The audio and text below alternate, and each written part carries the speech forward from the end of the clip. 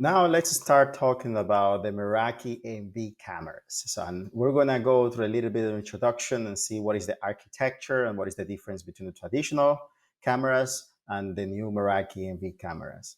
If you go to the Meraki documentation portal, you can search by Meraki AV cameras introduction and features. This is a very good and comprehensive documentation about the Meraki cameras and cameras as a general. So if it is the first time that you are entering to the world of the surveillance or cameras, this is a very good starting point, not just to learn about the Meraki AV, but just cameras in general. So if you scroll down, you see everything about the optics. So all this is covered. It's not just for the Meraki cameras. That's how the optics work in physics. So it's going to give you a lot of information about the cameras, the different kind of ratings that you can use for the hardware. So all this is used as well in any general camera. So this is a very good introduction for you to understand how it works.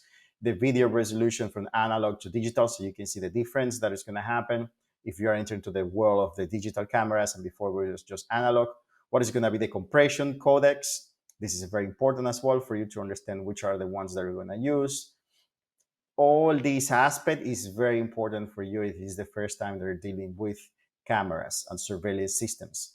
This is the AMV features. So after you learn all these aspects above, then you can go understand, oh, this is a specific feature that AMV is going to bring.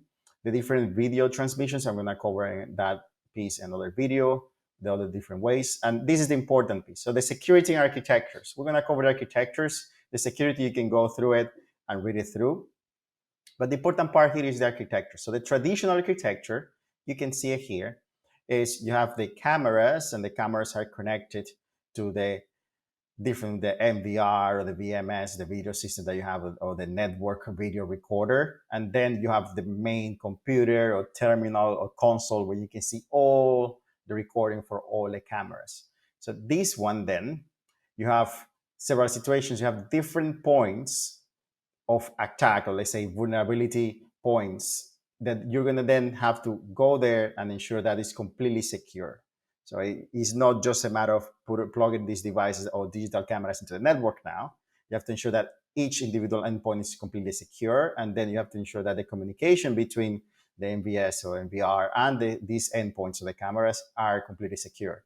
And the majority of them, it means that you need to do software updates or security patches. And all that requires to do manual security patches in the majority of these kind of surveillance systems or cameras. So this is the traditional architecture. So it's very intensive. And the main aspects that you have is the MVR and DVR and the VMS and the cameras and all the operating systems, the modules that you have inside of the cameras of the system by itself. So most of that is proprietary as well, all that information and all that software. The other piece that the Meraki is bringing is a more simplified architecture, as they say, because everything from Meraki is simplified. So in this sense, it means that you don't have so many elements first inside of your network as a vulnerability endpoint, and you don't have so many elements at all. So if you see here in this graph, like say these are the three cameras that you have in your system. You don't need any MVR network video recorder. You don't need any video management system inside of there, any server or any other proprietary software that you need to store or process any kind of video inside of your network. What you need is just, let's say, three cameras, and then each camera has their own device storage, so that you don't have a centralized point to storage. They're going to storage and process any video that is going to be streaming. So all the information then is going to be there. It's not going to be in the cloud. So that video is not being sent to the cloud, and then Meraki Dashboard Cloud has all the videos that I have there, and from there you see it. So the traffic from all the storage is stored, like say all the video is stored in on device storage. And then when you want to watch the video, you have the two options. You can either access locally or you can access via remote. So it means that you can directly connect to the cameras. It's not going to be SSH, it's going to be Telnet. We're going to see another videos. But you can have locally video access because of several reasons, or you can just access to the regular Meraki dashboard, and then you will see the video in the Meraki dashboard.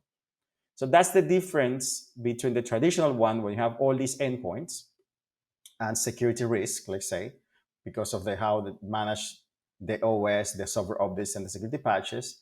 And this is the solution from Meraki, saying you don't need so many endpoints inside of your network, and then we're gonna take care of all the encryption and the traffic from the local video access, from the remote video access, and the connection to the Meraki. And we're not gonna store any video, and we're not gonna do any processing of that video on the cloud. Everything is gonna be on site from their own devices.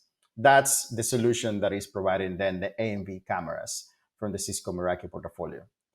In the next video, we're going to see then how is that to configure it, how features we can see in the dashboard, and then how to move forward with this. See you in the next video.